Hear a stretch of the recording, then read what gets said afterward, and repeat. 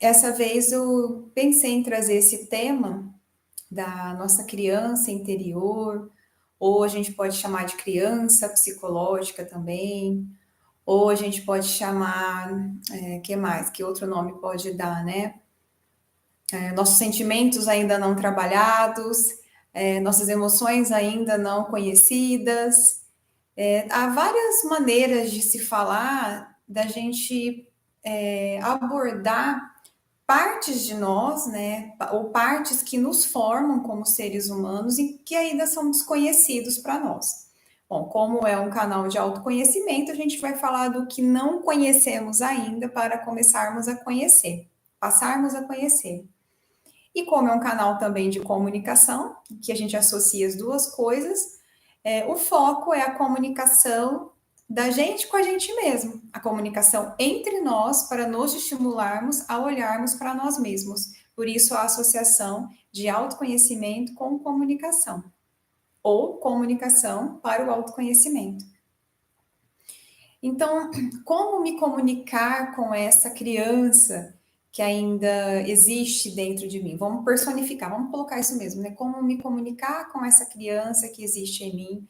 Como me comunicar com meus sentimentos ainda infantis, as minhas carências, minha fragilidade, minha dependência? E na semana passada eu abordei justamente isso. Quem não assistiu a live, tá ali no canal, liberada na íntegra, tá? Assim que eu termino a live, eu já libero lá, sem corte, sem nada, inteirinha na íntegra. E eu abordei justamente isso. Eu trouxe aqui os nossos sentidos mais profundos, que são praticamente pertinentes, pertinentes assim, eles são mais claros no nosso período infantil, quando nós vemos crianças com os comportamentos de dependência, de fragilidade, impotência, vulnerabilidade, é mais natural, porque a criança, ela depende de alguém, ela ainda não tem um cérebro formado, ela ainda não tem conceitos para fazer escolhas, e ela precisa ainda de um adulto para ensiná-la a sobreviver, pelo menos a sobreviver, né? E, nossa, e assim, esperamos cada vez mais que educadores, adultos realmente educadores, que a estimulem a serem o que são e a crescerem como são, não simplesmente aprendendo dogmas, aprendendo regras, mas que cada vez mais tenham educadores, adultos,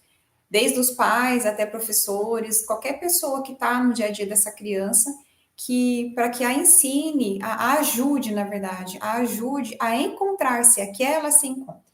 Mas, para a gente aqui como adulto hoje, poder fazer isso com as crianças, a gente também precisa fazer com a gente. A gente também precisa se conhecer, a gente também precisa se encontrar.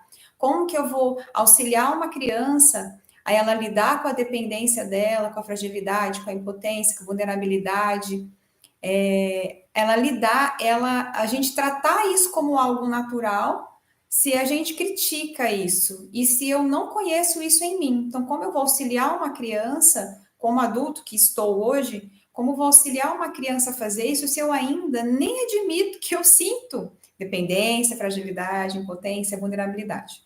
Eu não vou ficar em cima muito desse tema, porque eu já falei sobre isso na live anterior, então eu vou continuar. E como eu comentei que são características pertinentes da fase infantil, é por isso que eu trouxe aqui essa continuidade hoje. Então, é como se a gente estivesse continuando, né? E vocês podem me perguntar: bom, Dani, você fala muito assim, a gente precisa se conhecer, né? O autoconhecimento é para a gente se conhecer.